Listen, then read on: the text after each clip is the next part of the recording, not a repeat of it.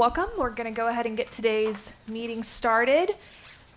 I do want to note that Mr. Smith and Mr. Wingate are both absent today from our work session and our voting meeting, unfortunately.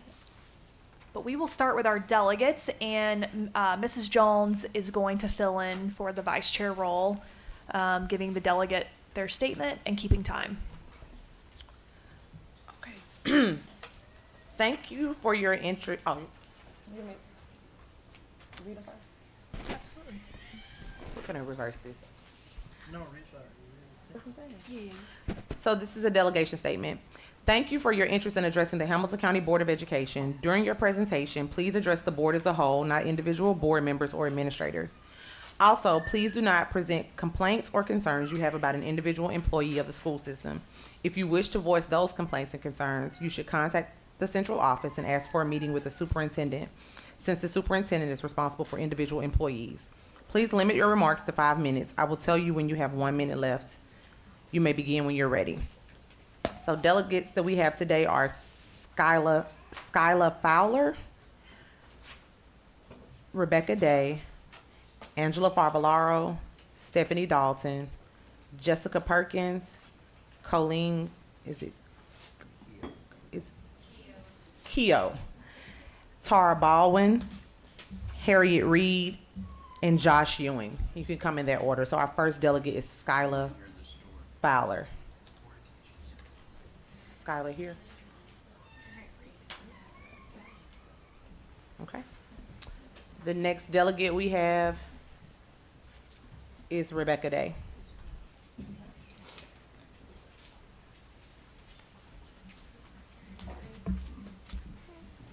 Good afternoon. I'm here to ask the board to review policy 4.402, wherein it states all resources used during a course of study will be disclosed to parents. Parents can request an alternate assignment, and the alternate assignment arrangement will ensure that students receive, quote, the same level of instructional and assessment rigor as the primary assignment. There is no mention of changing a location of learning in this policy. As background, a local public servant contacted Moms for Liberty about a note that was sent home to parents of K through 2 students. This note advised a Mother's Day lesson about the LGBTQ lifestyle, which was planned by the librarian. In the note, the librarian advised, should you choose to have your student opt out of this lesson, an alternative assignment and location will be arranged. The lesson plan was canceled by Dr. Robertson, agreeing that there are better book choices. While many parents are grateful that Dr. Robertson acknowledged the poor book choice, failure to follow board policy was not addressed by the school system spokesperson or Dr. Robertson. The lesson plan targeted students between the ages of 5 and 8 and included instructional material that dealt with sexual orientation of parents. The sexual orientation is a personal quality that is federally protected from discrimination. Had this plan been allowed to move forward, removing students from their normal learning location would not only have violated 4.402, but segregating the students may well have broken Tennessee state law 49.6.1019, because the librarian planned to use supplemental instructional materials which would have literally divided and caused resentment based on personal qualities of parents. If you choose to review policy 4.402, please be sure to think about this specific incident and ask yourself how making small children leave their friends, setting them aside outside of their normal learning environment, discriminating against them based on a parent's values and or sexual orientation would meet the mark of the same level of instructional assessment and rigor. One mother said she will be removing her child from this school because this was the last straw with this librarian. Another parent advised they would be removing their student and have already contacted a local private school for enrollment. Moms for Liberty is engaged with the community and empowering parents to defend their parental rights at all levels of government. They are not out-of-state activists. They are local moms, dads, grandparents, aunts, uncles, taxpayers. They receive information daily from this community, which overwhelmingly confirms Hamilton County voters are dissatisfied with what is being allowed to happen in public schools. Some comments from the community about this situation. I'm unsure why schools are trying to push boundaries with this agenda. Schools need to get back to the basics instead of causing outrage and hate among community members. Unless that's the point, it's obviously not about the kids. How will Hamilton County keep this from happening again? Will librarians now just hide their lesson plans and not inform parents?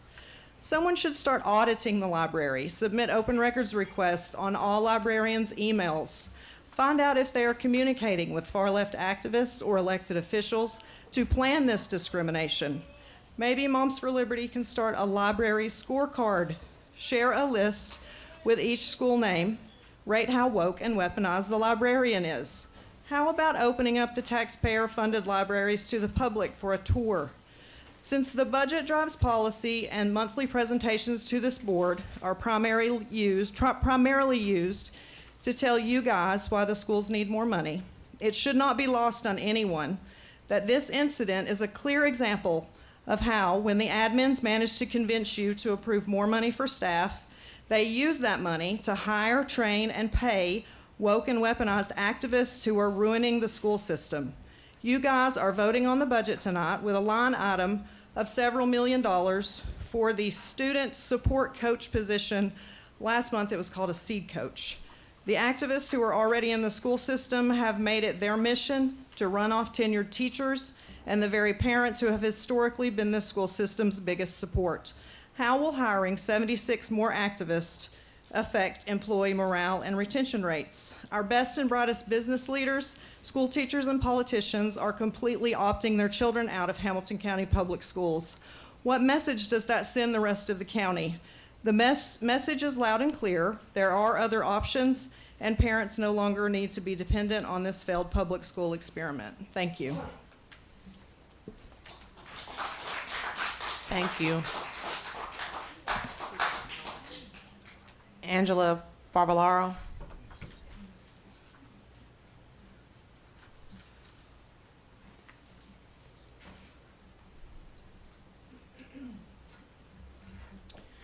Good afternoon, Chairwoman Robinson and members of the board. I'm Angela Favaloro. I'm a mom of 2 Hamilton County students in District 5, and today I'm speaking on behalf of the Chattanooga Moms for Social Justice organization in which I volunteer. A little bit about MSJ. We're a grassroots parent organization founded here in Chattanooga in 2017, originating with a small group of moms actively seeking ways to help other parents find ways to engage and be advocates for social justice in various ways within our community. While our campaigns extend beyond this arena, our efforts to support Hamilton County Public Schools have been through thousands of volunteer hours, classroom library project campaigns, support for families in transition, PPE drives, stocking care closets, and student rights advocacy. Not only are we a substantial group of Hamilton County moms, we also encompass so many other amazing people in our community from each of your districts. We have uncles, aunties, grandmamas, papas, and pretty much anyone who would consider themselves to be a supporter of our youth and the issues that heavily impact their lives. Today I'm here to make our community's demand that representation be honored and that the administration reinstate the fair and inclusive library lesson at Alpine Crest Elementary. We have many people here in support of this measure and have also shared a petition to reinstate the lesson with alternate options as planned that has garnered over 1,000 signatures. The books that were to be shared have been accessible at Alpine Crest Elementary for nearly a decade and are logged and online. It was disappointing to see an email shared publicly where administration stated that they agreed with a small opinion of this literature and withheld it from that lesson without following your own policies. No formal request for review of materials has been filed for these or any book for that matter in Hamilton County. The principal and librarian even went further than was necessary in order to be as inclusive to everyone in their student body as possible. They sent a notice home with the ability to choose an alternative title through multiple means of communication, not just a flyer. This prompted a small few to write a highly contested op-ed targeting the librarian, bullying them online, and slandering them on social media. The existence of people in our community is not controversial. All kinds of families are part of the fabric of what makes this place what we call home, and we all have a place here. I personally donated a significant amount of my time, along with many other community members, to work through our selection and review policy surrounding access to literature. Even the supporting Supreme Court cases say that we don't cherry pick literature to decide its merit, nor do we use ideological beliefs to suppress information to all students. These were not curriculum, but they were absolutely do tie into the Tennessee Department of Education's ELA standards. Preventing an educator from sharing a variety of books that connect to a topic is preventing them from supporting one of the cornerstones of Tennessee reading standards. I personally have a third grader and know firsthand how crucial meeting these standards are to the trajectory of our kids' education. Helping students learn about the books they choose to read is one of the most essential roles to our school librarians. These books, Stella Brings the Family by Miriam Schiffer and Holly Clinton Brown and Mother Goose Bruce, are both solid literature that subjectively fills the gap for when someone doesn't actively have someone they call mom to celebrate on Mother's Day. These books are well known for tackling blended families, adopted families, foster families, or any family that doesn't fit perfectly into a box. And I don't have to tell you that Hamilton County is not made up of one single demographic. Stella Brings the Family shows how a child and her peers work through how Mother's Day is a celebration of nurturing, and that her dads and a lot of her family support her even though she doesn't call any of them mother. Ultimately, bringing all of those who nurture her to the Mother's Day celebration. Mother Bruce is a lovely story about a bear accidentally fostering a gaggle of goslings and ultimately adopting them into his heart, and the silliness and awkwardness that ensues when a bear grows as a caregiver to exuberant goslings. I'd like to reference on your agenda the policy 6.100 of student goals. Part 1, reiterating the same educational opportunities for everyone regardless of their social factors of their household. And in part 4, that every student feel respected and valued. Those resonate here because all students, families, and educators deserve to be respected and feel valued. These policies are a contract with families, and when the reality doesn't align with the goal, it puts the district's integrity in question. I can wholeheartedly say that the majority of students, parents, and teachers in Hamilton County believe in more fair opportunities without discrimination for all students. This was a great opportunity that is now gone. You can call it on hold, but it's gone. We, the majority of parents in Hamilton County, demand that the schools have integrity and opt in to reinstate the inclusive and fair option where everyone can win. Thank you.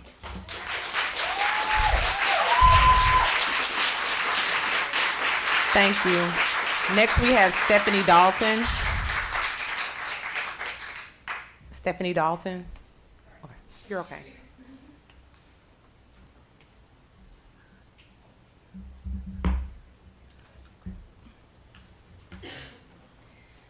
Hello, I am here before you as a mother of a student at Alpine Crest Elementary. Last Tuesday, my family received a note from the school on a library reading lesson just referenced, which contained the learning target, the books being read, and the option to opt out and receive an alternate lesson. I read the note and didn't think anything of it again until 2 days later, when the bullying began. Now, I don't have time to read this book, but I wanted to bring it to show folks in the audience and at home.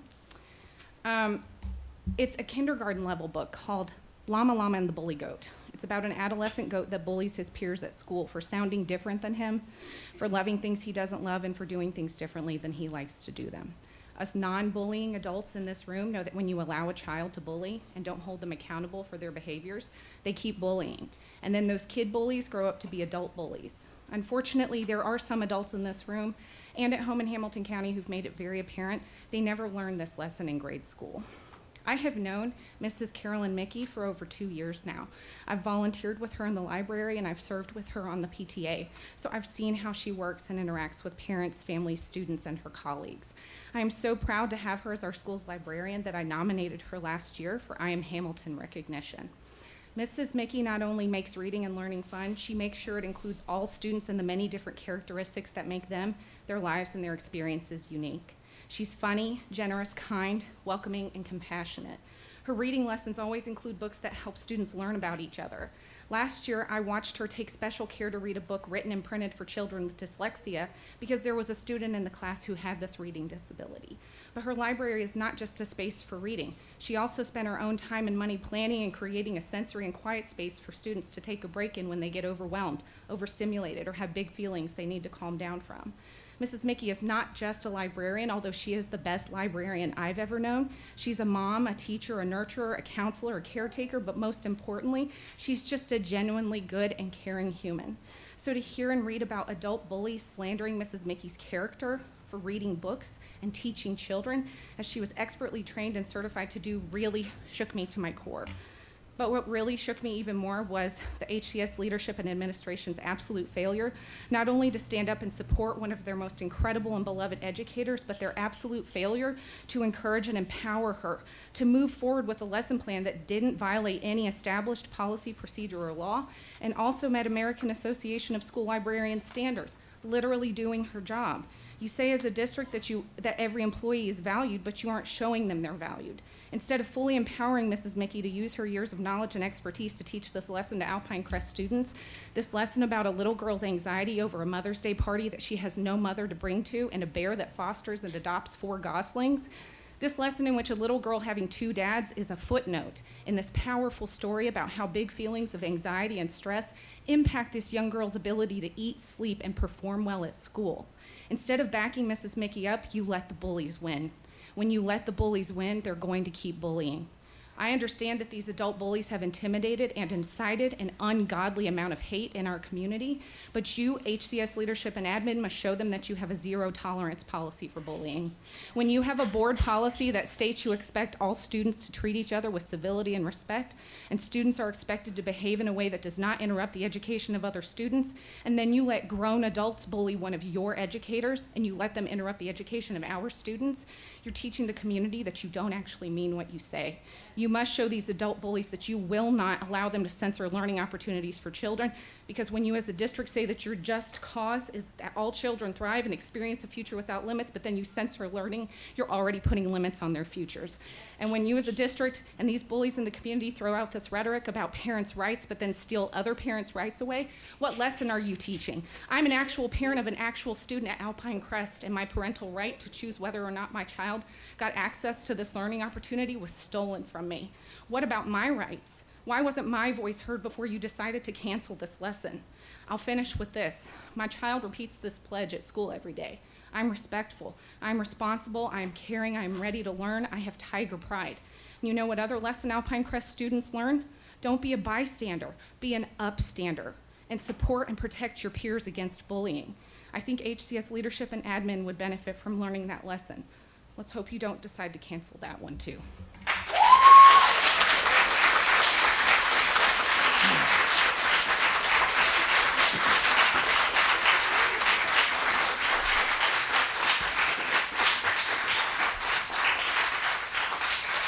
Thank you.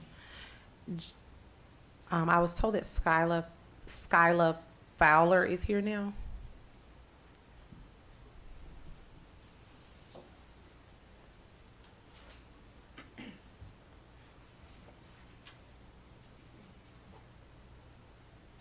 Good evening, ladies and gentlemen. My name is Skyla Fowler, and I'm a sophomore at Central High School. Today I will be discussing the cancellation of girls wrestling in Hamilton County Schools. Since 1994, the number of women who wrestle in high school has grown from 804 to over 50,000. Women's wrestling is one of the fastest growing sports in the collegiate and scholastic levels. Wrestling first entered my life when I was 13 in 8th grade. I went to one of my older brother's dual meets, and the coach came up to me a little excited and said, "So you're the sister I hear about?" I was like, no thank you. But I came back a few weeks later because my brother was like, "You should come practice." I asked the coach, he was like, "Sure, why not?" So I continued, and the first day when I walked into that wrestling room, the people in there made it so much better. I struggle from anxiety, and so as someone with anxiety, and you've always been judged in school because you're different than everybody, finding a place where you're not judged and where you truly do the best, it feels great. For the first time in my life, I had never been judged. For instance, wrestling is teammate work. It teaches you how to be teammates, how to work with a team. It also gives you a family. And for instance, it was after a tournament, we cleared it with our coaches, and we were like, we're gonna go somewhere fancy. Never done it before. We didn't go anywhere fancy. We ended up at McDonald's, like normal. And we sat down after ordering our food, and we started talking. What was our favorite memories from this season or from any season that we have wrestled in so far? And the first girl, she's a freshman, and she's a first-year wrestler. She said that just being with a team, being competitive with one another during practice, the coaches, wrestling, feeling like a family, and becoming the best version of ourselves was the best memory that she could ever get from wrestling. Another girl who is a sophomore, like me, her first year wrestling this year though, she said being in the wrestling room, talking, practicing, and playing around, a second-year senior wrestler added that her favorite memory from wrestling was when she won her first match and we all screamed and celebrated with her. Personally, one of my favorite ones was from this year, actually, and it was one of my first matches I'd ever won. But the girl did not go well. She ended up throwing up through like the first round at this point. And so I had her down, she was down on the ground, and she was over there gagging. I was about to throw up, but she was gagging. And I was looking at this ref, and I was like, call this match. I'm gonna get sick if she throws up on me. And finally he did though, after like a minute. And as soon as he raised my hand, I ran and I jumped into my teammate's arms. Because that was the best feeling ever, because I did not think I was gonna win it. Because I had felt so weak and so tired that day. So you see, wrestling means so much to us girls who wrestle. It's the only time when our minds are at ease and not thinking about all of our problems in life. While wrestling isn't all rainbows and sunshine, we all enjoy it and couldn't live without wrestling. That's why I'm here today, because all kinds of troubled kids join wrestling and walk out as a senior and way better person. We are so thankful that we got an opportunity to wrestle, but at the end of the day, we can't just give up on wrestling. Thank you, Skylar. Yep. Hey, Skyla. Skyla, I need to ask you a question. Maybe I asked, maybe superintendent. Did you say they canceled girls? I don't know. I'm not familiar. We were told actually a couple different things. First, we were told it was just our school, and so I came up with a plan. I was like, we can get a coach, because we had a teacher who volunteered to coach us.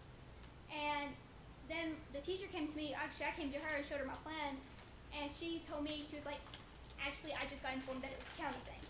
Okay. So she told me to come speak here. Okay. Well, that's what I wanted to know. Is it just at your school, or is it county-wide? We've been told two different things. So. Okay. What is it? It's not a county decision. I'll have to reach out to Central. Okay. And All right. see I what's just didn't going know on. where to go. Okay. Thank you for the info. Thank you. Appreciate it. And thank Hey, you. Skyla. Sorry. Sorry. Hey, I just wanted to tell you did a great job, and I know you mentioned that you have anxiety, but you did a great job, and truthfully, you brought a lot of joy to this board with your anecdotes and your stories. So thank you for that. And I, to piggyback off of Rhonda's question, but suggestion is, we know that some schools, their sports, they go and play with other schools. Maybe there's an opportunity for us to have the girls at Central just simply wrestle with another team. So anyways, but hopefully we can work with you to get that figured out. And you should be really proud of yourself for taking the initiative to organize. So good for you.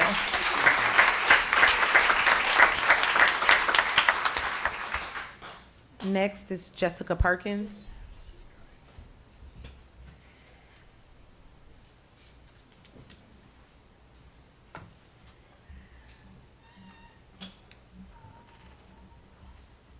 Members of the board and executive committee, I am here today to address topics of a sensitive nature. My name is Jessica Perkins. I am a former teacher with the district, a mother of 2 children, and a bonus mom to 2 more. First, I would like to say thank you to our district administration for listening to parents' concerns this past week and making the decision to have a Mother's Day lesson of a sensitive nature canceled. We agreed with Dr. Robertson when he responded that there are better book choices that could be used. Listening to and responding to parental concerns builds trust as we continue to work towards our goal of partnering with our children's schools to create the best academic environment possible. Teachers have a responsibility to teach students the state standards. As a district, we are failing in this area. Wouldn't it make more sense to focus on teaching standards at school and allow parents to address topics of a sensitive nature with their children at their discretion? When a teacher is allowed to hang a LGBTQ flag in their classroom, they are making a statement about themselves. Their statement says, "Showcasing my identity is more important than you." Where will you draw the line with personal, religious, and political idols in the classroom? What happens when a teacher wants to hang their pedophile flag up? Would that be okay with you?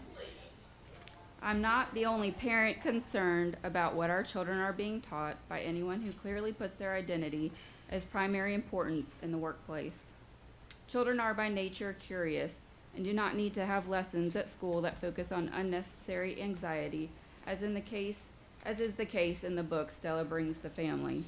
It is time for parents to make themselves available to listen to their children, ask questions, and guide them towards healthy ways of dealing with their feelings. Our children are looking to the adults in their life to model healthy emotional regulation.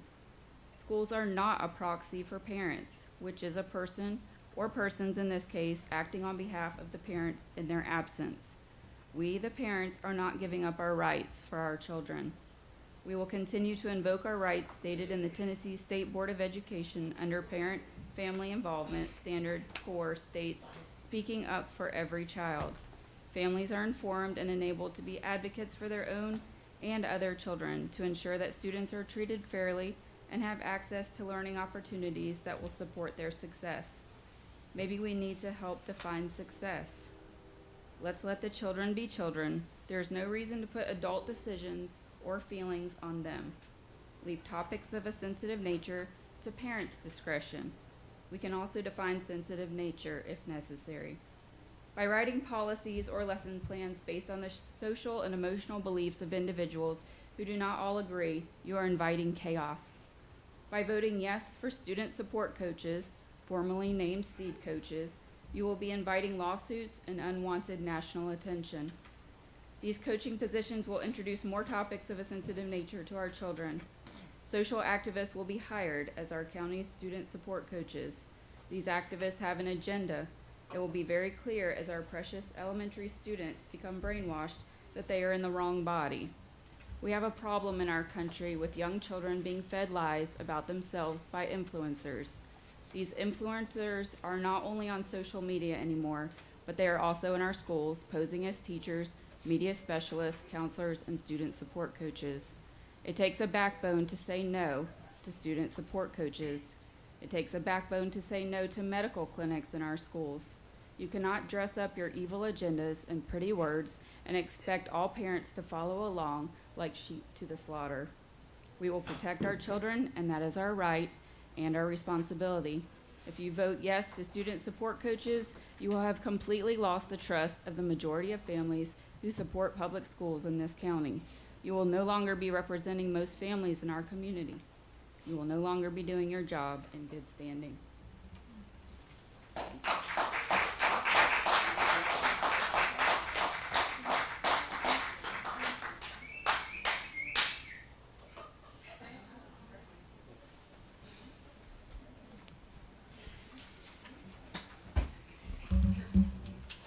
Colleen? Yes. Okay. My name's Colleen Keogh. I'm a working mother of 2 children currently enrolled at Alpine Crest Elementary. I'd like to point out that attending a school board meeting at 4:30 in the afternoon on a weekday is a luxury most working parents simply don't have.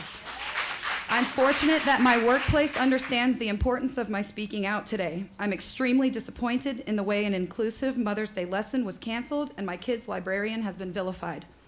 I knew there would be pushback from a few loud bullies, but I'm enraged that the administration sided with them. Parents were notified multiple ways that this lesson would be taking place to encourage compassion and inclusion and given the opportunity for an opt-out alternative lesson.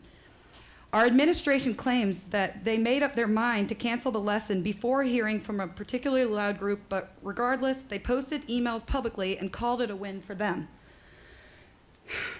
Parents were... Sorry, my hands are real shaky. A a majority of families have been denied an important lesson in our increasingly diversified world, and a platform was given to a group of fear-mongering extremists. This group claims that a story about a bear is pushing trans ideology, and a story about a girl feeling left out during Mother's Day is pushing a homosexual agenda. They say this is sexualization of children when they're the only ones that brought sex into it. Is a story about a heterosexual couple inherently sexual? No. I read one supporter say that one of their supporters say that the books are actually innocent, but they are sure the librarian is somehow pushing an agenda. The only agenda Miss Mickey has is to provide kids access to stories that reflect their lives and encourage a love of reading to every kid, despite the homes they come from. The only agenda I'm seeing play out is that of Moms for Liberty. The organization that claims to be grassroots, that empowers parents, is in fact a well-funded and connected political group that preys on vulnerable people with manufactured outrage in the guise of protecting children. I am here right now to protect my children from them. With financial and political support from the DeSantis family, who are criminalizing Florida educators for teaching factual history and discussing current events, Betsy DeVos, who wants to dismantle the Department of Public Education, Publix heiress Julie Fancelli, who funded the Stop the Steal rally and led the insurrection on our nation's capital, and the Zieglers that pose with Proud Boys displaying white power symbols, and co-wrote the harmful Don't Say Gay bill. I'd have to strongly disagree that this group cares about the safety of all kids. Their affiliation with the Council for National Policy that want to take down teacher unions in public education in order to reorient education to Christian nationalism, plus their affiliation with the NRA and conservative money, make them a very real and dangerous threat to public education and safety. Kids are supposed to feel safe at school. There are so many kids that depend on public school not only for education, but nutrition, direction, and safety. The motivation behind the cancellation of a compassionate literacy lesson sends a message to minorities and LGBTQ families that their existence is unacceptable.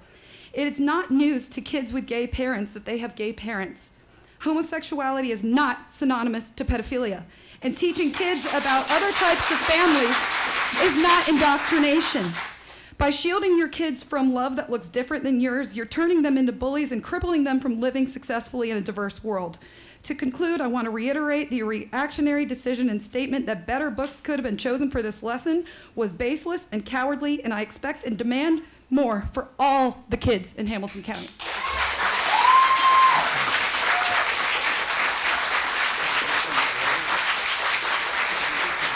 Okay, all right. I mean, I'm being respectful of everybody, clapping or whistling. I let everybody do whatever. Whistling or, Okay, so. maybe get bullhorns next time. No, Tara. Let's keep going.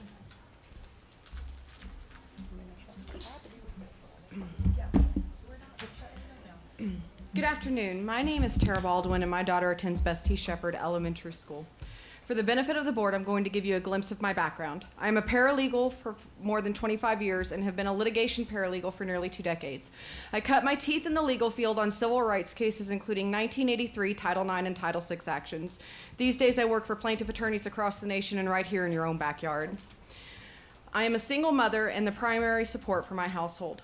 This year, my daughter has struggled in school. It is unfortunate that she is genetically predisposed to ODD and ADHD, and as we wait for the testing with the diagnoses, I find myself against a barrier that should not exist. That barrier is the district's policy on support resources, specifically in the form of a 504 plan for my daughter so she can get the accommodations that she so clearly has a need for, a need that has been readily identified by the teachers and administration at her school and documented in her file. The federal legislation surrounding Section 504 states that the federal law is designed to protect the rights of individuals with disabilities in programs and activities that receive federal financial assistance. It gives guidance to districts stating that the school district must conduct an evaluation in a timely manner when a student needs or is believed to need services because of a disability. The evaluation will determine if the student has a disability and should that student need accommodations. I encourage you to freshen up your understanding of what the language in Section 504 says. It does not require a medical diagnosis, but rather provides guidance as to the qualifiers as a disability under the law. For the district to implement a policy requiring a medical diagnosis when mere interaction and observation provide an adequate foundation for qualification is a cop-out and nothing more than a backhanded way for the district to restrict access to resources that are specifically meant to be used for those children they are blocking. I am also aware that the district refers children to Cornerstone for evaluation. I do not accept this as a proper solution either. Cornerstone requires you to have some form of insurance, which means that they bill the parents' insurance for that evaluation.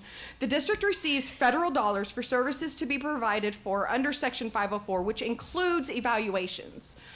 Those dollars are not meant to be reserved while the state's Medicaid agency picks up the bill. And it is a clear violation of the parents' right to select the medical providers that will treat their children.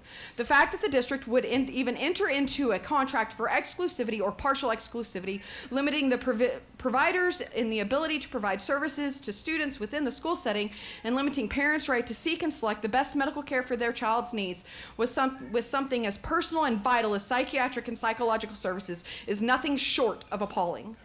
So tell me now why my daughter has become a victim of the district's exclusionary and discriminatory policies, a policy which at its very core is there to ensure that the most valuable and vulnerable of our community have access to resources and support they need to grow and thrive in an environment that isn't designed to automatically provide for their specific needs. The very policy which is set forth to provide access to support and resources for those who need it the most is blocking that access for those individuals. The policy on face value is exclusionary and discriminatory to an entire faction of your student body and their families. Those whose parents, for one reason or another, do not qualify for state insurance, do not make enough to pay for private insurance, and do not have the disposable income to pay out of pocket for expensive psychological evaluations and testing. The policy is a slap in the face to those parents who work the hardest for the least reward, the parents who go through a daily struggle to stay above the line between poverty and barely surviving. Not to mention the additional strain it places on the schools and teachers. The battle to get resources and support for those kids who don't seem to fit in anywhere else is frustrating, ridiculously long, and specifically constructed to make it practically impossible to achieve the end goal of getting help and resources. You leave them in the trenches, unequipped to face the challenges that surround their students. You further enable the discrimination by forcing those same children to watch as others get the guidance and help needed while they languish trying to fit into a mold that they were never supposed to fit into in the first place. I call on this board, district, and every single member of administration to reevaluate all the policies, identify those with language that creates regulations and restrictions which are exclusionary and discriminate against any section of the student body. You are public servants. You are meant to serve the public. These policies do not serve the public. It is a job of every single member of the Department of the Education to ensure that every single student in their care receives the best education possible. Do your jobs. If you don't fix this, I will be right back here every month, and I will steamroll through anyone who acts as an obstacle to me reaching the goal of getting my daughter what she needs to be successful. I will leave you with this quote from a woman who I admire and is an inspiration to many, Justice Ruth Bader Ginsburg. Fight for the things you care about, but do it in a way that will lead others to join you. Join me in this fight or become a casualty of the war. Thank you for your time. Tiffany. Mrs. Baldwin, or Miss Baldwin, hi. Hey. Thanks for your passion. Appreciate your fight. I have a question. Oh. Yep, I do too. Hold on one Oh, second. sorry. I thought you was just saying it. I was gonna be like, I got some questions. Okay. Hey, I take really seriously what you're saying, and so I want to make sure we're clear. Which school are you referencing, and then who have you worked with at this point at the administration level to resolve this issue? My daughter attends Bestie Shepherd. She is Okay. a first grade student there. Okay. I have had a considerable amount of interaction with Miss Ariel, the vice principal, Dr. Lane, the principal, and most recently I had interaction with Miss Robinson, and I have also met with Deputy Superintendent Jason Vance. Okay, all right. I wanted to make sure that someone on the. Okay, so you've got the two people running the ship right here, and they've heard your cries, and will be able to hopefully connect and start working through this. Okay. I asked Steve to get your daughter's name, and I will. My daughter's name is Kaylee, Kailee. Her Well, last name. let's do that privately. Do not You do okay? that. So Yeah. right, the gentleman right there, Yeah. right here. Steve, Right raise your here. hand, Steve. Yeah. Steve.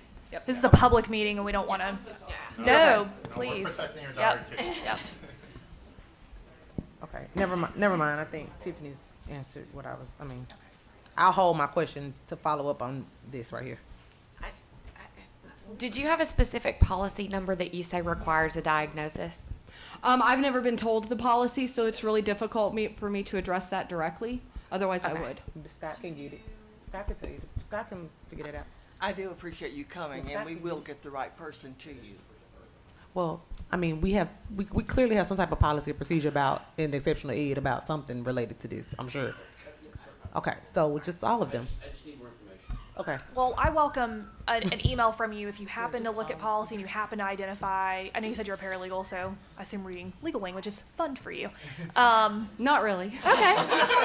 I welcome hearing back from you if by chance you happen to go back to looking at our policy and you identify exactly what you're referencing. I mean, of course, we can look too, but to understand it directly from you is way more valuable than us taking a guess. And so just wanted to state that. No pressure on that front, but. Certainly, on my next visit, I'll have that policy for you. I have a feeling we're going to see a lot of each other. Hope not. I hope not. I mean, and you can free to come back, but I hope you don't have to come back about this. You can't hurt my feelings. I work for lawyers. Yeah. Yeah, I mean, I feel really confident, though, that if Sonia Stewart says she's going to call you and work through this with you, she will, and therefore, hopefully, you don't have to keep visiting us. But we do welcome your visits, so. Thank you. Thank you. Next is Harriet Reed.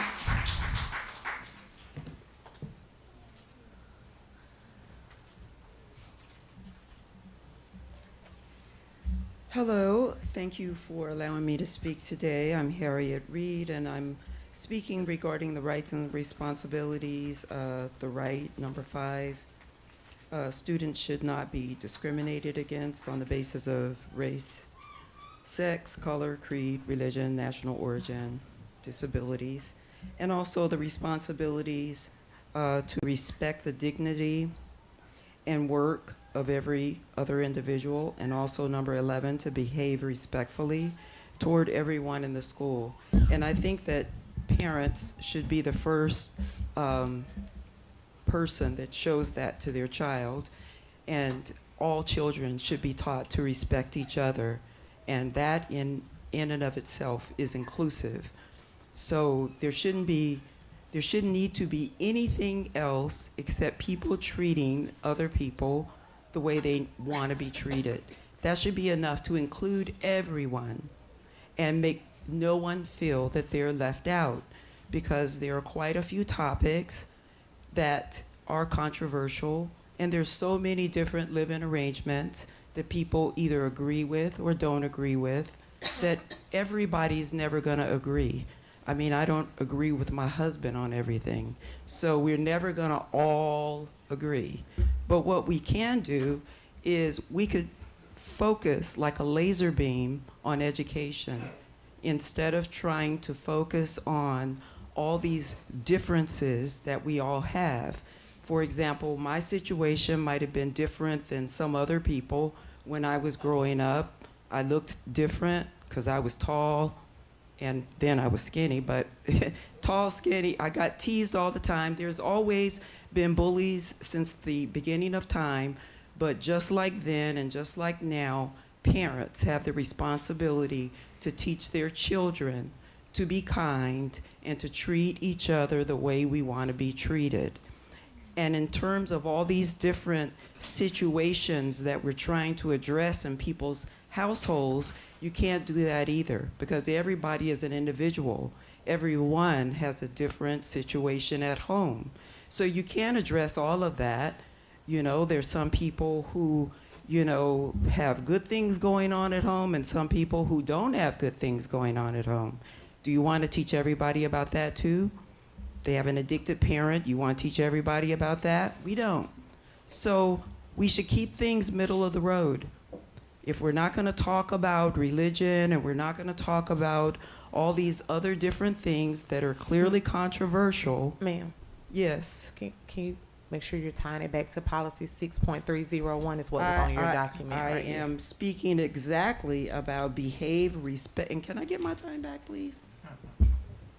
Behave respectfully toward everyone in the school community.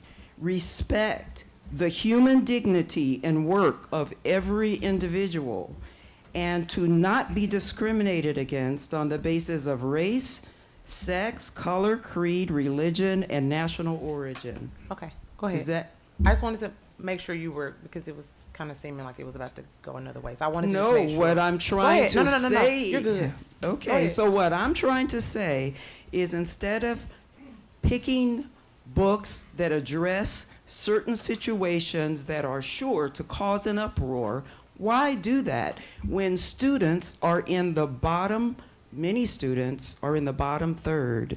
They can't read, write, or compute at grade level.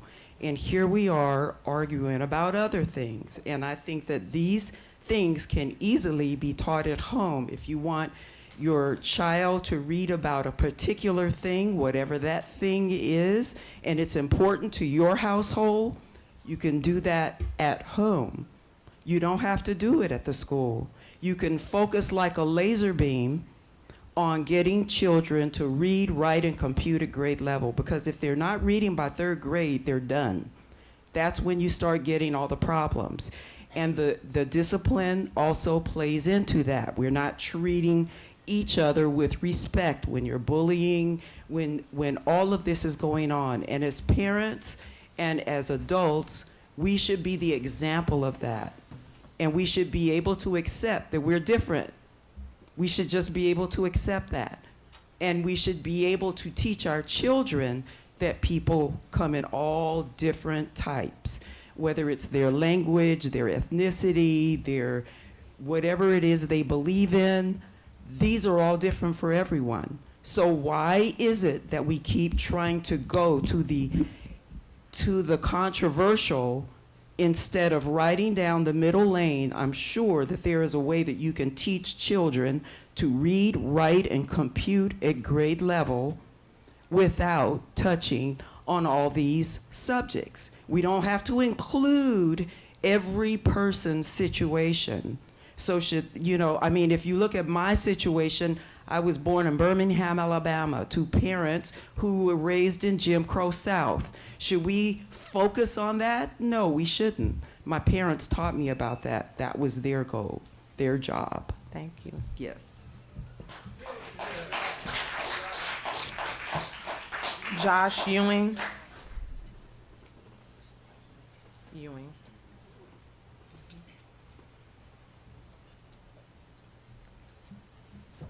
Good afternoon, everyone. I'm Joshua Ewing. I am a father of two.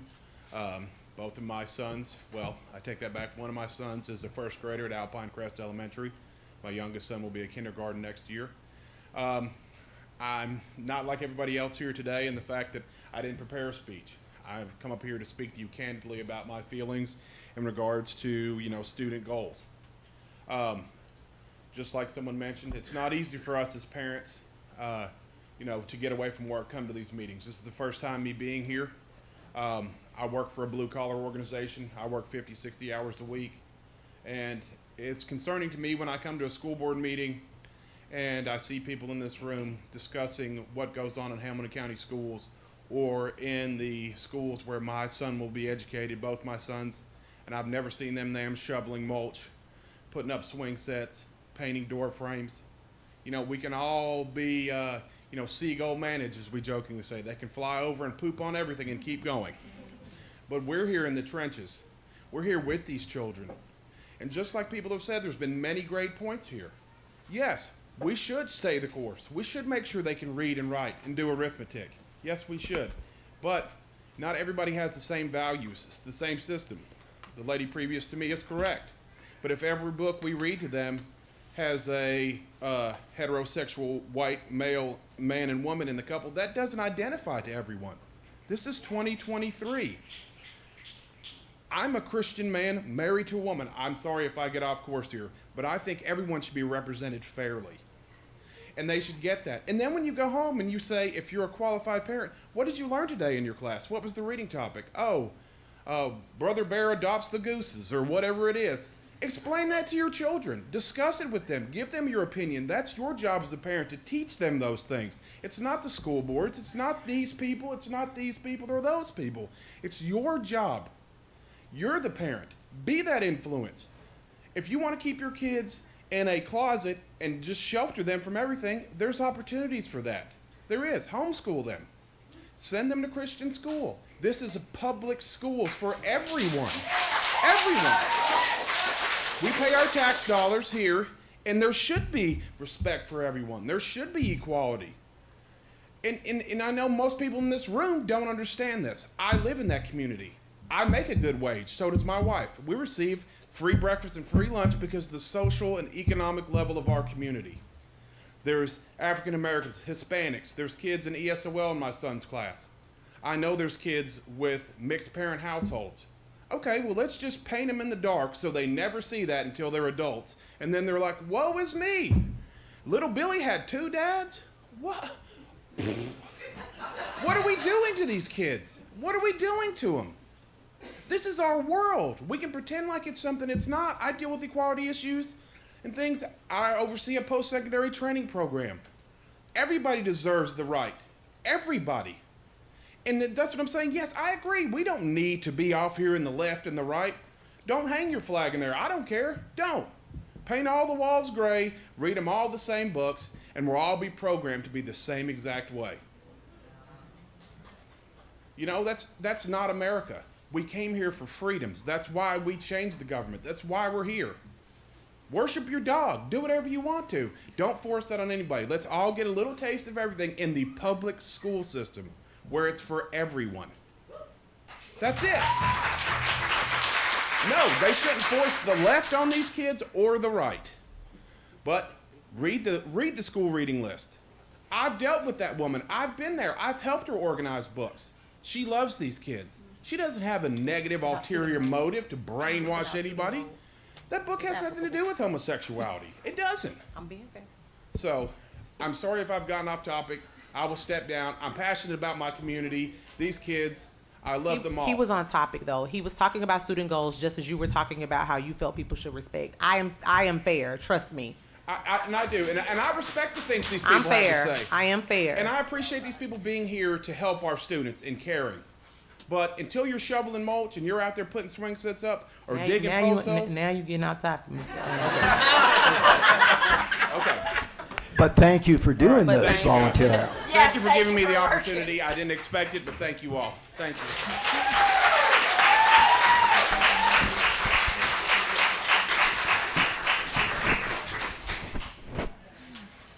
That concludes delegations. Great. Thank you. It does not look like we have a presentation today, correct? Okay. We'll run through committee chair updates, and we actually will have a short executive session with Scott Bennett, and so we'll do that before we go into our voting meeting. Could I go ahead and start with committee chair updates? I will start with Mrs. Black on the Discipline Committee. Yep. No updates. No update. Okay, great. Mr. Connor, do you have a legislation update for us? I do, but only to say that it's forthcoming. So I've mentioned that to the board. There's a major review going on by the TSBA, the Tennessee School Board Association, tomorrow, and then there's another follow-up to that. So I'm going to digest the way that they saw it go and report back to the community. So as soon as I do that, community members, please look for a open meeting that I'll discuss the things that have gone on in the legislature this year, what's passed, what's not, what's finally been signed, because there's lots of things that are just being signed this week too. Great. Thank you for your work on that. Mr. Perez, would you like to give us a Finance Committee update? Yeah, I think just for the public to be aware, so tonight we will vote on the budget. Mr. Groen requested last week that we have another committee meeting. I was out of town for some of it. I couldn't accommodate until Tuesday, but then we couldn't get the board to accommodate. So as we touch on the budget and the agenda meeting today, hopefully, Mr. Groen, you can ask your questions then, and then we this evening will vote on the budget one way or the other. So that's my update.